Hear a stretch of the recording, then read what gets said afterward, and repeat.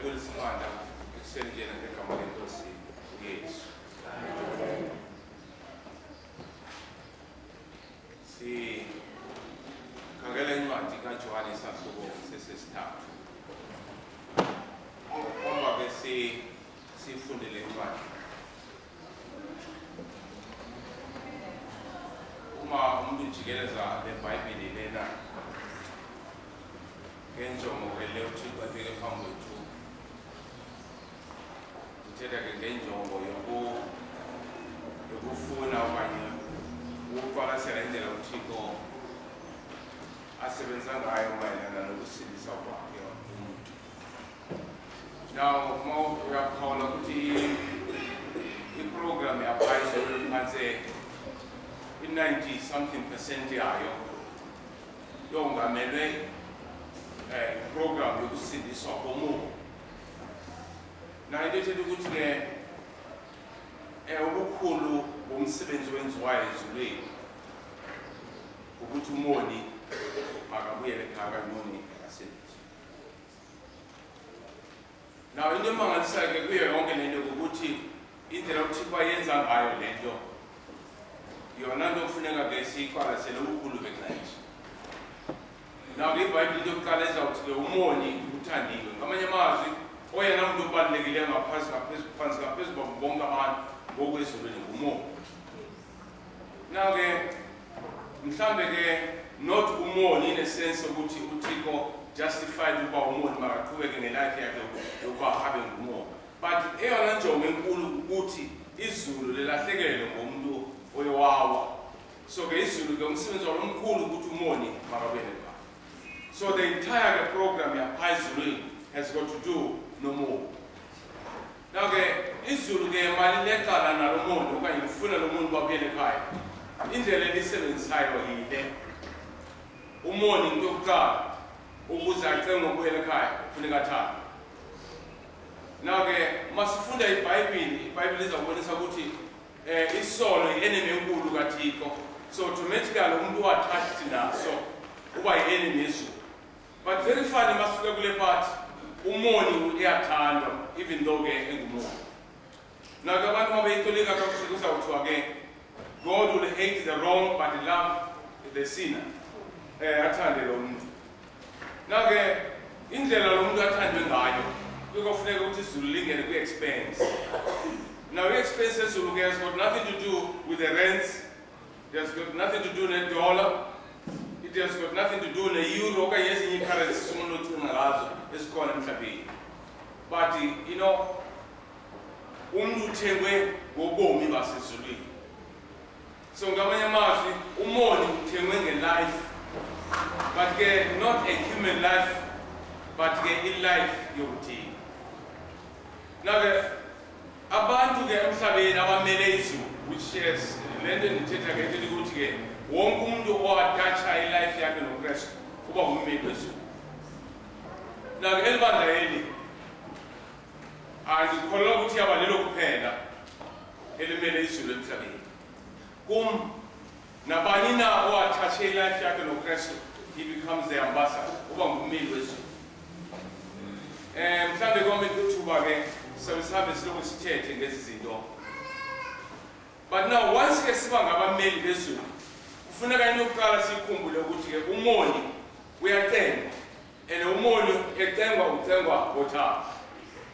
Now that is why ke sine theme ethi kufuneka noma samcenga umoni kodwa simcenga ngantoni? Ngothando. Kuyafuneka umoni yena simcenga ngantoni? Ngothando, because izulu limcenge ngantoni? Ngothando.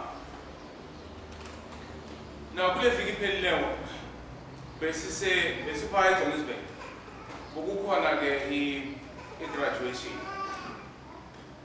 Now kube khona utata omnye phaya kwabo bantu abagraduate phaya abawu-43. Now ke lo tata ke phakathi kwe-78 no-90 ngeminyaka. Now kuthethe ke wathi mayithetha wathi ulwe noThixo kusuka the age of 16 up to the age of 78. But into mangalisayo uThixo umcengo from that age of 16 up to the age of 78 wambamba. You know, uthi ke mayithetha lutata. Uthando lukaThixo liloyisile. Simply meaning uma umuntu uzawuthandwa for such a long time uyamangalisa uThixo. Now ke ndithetha nje lo ndawana but uthethe ke you know yonke into yabaseyunivesithi mayibonisa ukuthi ke izulu umoni limkhathalele ngendlela emumangalisi. Noma ke angasifumana kwiphi kona but izulu liza kumleka kothaba. Now ke into esibili ke kufuneka siyijongile masicenga ngothando ukuthi ilizwi lenkosi la lithethwa khona okanye ilizwi lenkosi lona ngokwalo bubo. Now ke immediately sithetha ngelizwi lenkosi sithetha ngobo. Now kuzo zonke indawo sithetha kuzo kufuneka sinikeze ke ilife. Now ke akufuneka kube kwixesha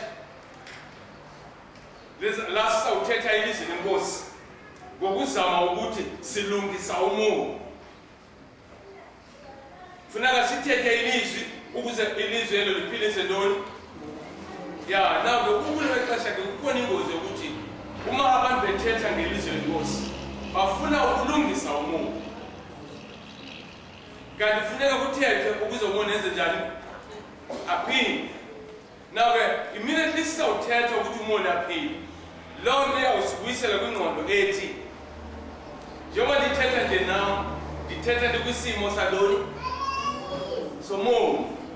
Nam ndithetha ndikwisimo saloni somoya. Now akekho umoya ozawulungisa omunye umoya. But ilizwi lenkosi lilo elilungisa ntoni? Now ilizwi lenkosi lilo eliletha impilo kumoya. Now ke uma nje singena ke kwiprogram yokuba ke ngoku silandela uKristu sijika sibeke siyambasana okanye abameli bezulu. Then kufuneka sazi ke ukuthi ke asinakwazi ukuguqula loni. No. But into esinoyenza nje ukuthi thina sithethe ilizwi lenza njani eliphilisayo then ke umoya azokwazi ukuphila okanye umoya ke azokwazi ukuguqula. Now ke sahamba ke mhlambe sithethe nasemva kwemini lento endithethayo. But ke kule yure yakusasa sesithande ke wasinikeze iprogram, I mean sinikeze report. And then ke ithi in the afternoon ke sibonisane kancinane okanye sikhumbuzane kancinane ngeseminar lena okanye nge-folk ministry lena. Now if also prophecy ke ime ngaphezu kweminyaka yo-50. Now if also prophecy ke enye institutions ezifunyanwa kwibandla eli lama-Adventist. But ke into emangalisa ukuthi also prophecy lena I operate kuphela under the influence of Adventism. But if also prophecy, you know, isebenza phansi kwempembelelo zamabandla wonke onocinga ngawo emhlabeni. Now ke injongo ye-voice of prophecy ke ukuthi makufikelelwe wonke umuntu ngelizwi elinikeza impilo. Ungakhathaliseki na ukuyiphi kona okanye ubhilonga kuyiphi camp.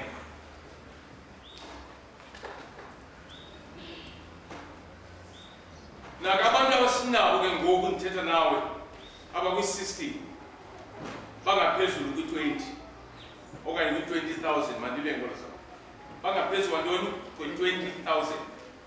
But now ke kule 20,000 every 6 months okanye phakathi kwe-3 months no-6 months kuphuma abantu abayi-5,000. Ngamanye amazwi kune-5,000 yabantu abacomplete i-course.